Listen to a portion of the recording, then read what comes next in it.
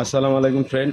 LG smart inverter compressor checking পদ্ধতি কিভাবে আমরা চেক করব, তার জন্য আমরা আমাদের মাল্টিমিটারটাকে কমতে সেট করলাম এবং যে কম্প্রেসরের 3টা পয়েন্ট আছে ইউভিডাব্লিউ, এই 3টা আমরা চেক করব এবং তিনটাতে আমরা একই পরিমাণ রেজিস্ট্যান্স পাবো।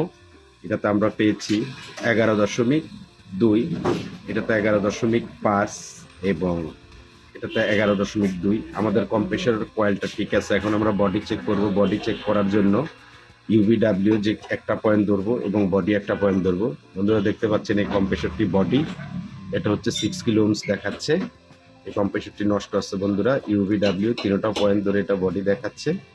তো এইভাবেই ইনভার্টার কম্প্রেসরগুলো চেক করতে হয়।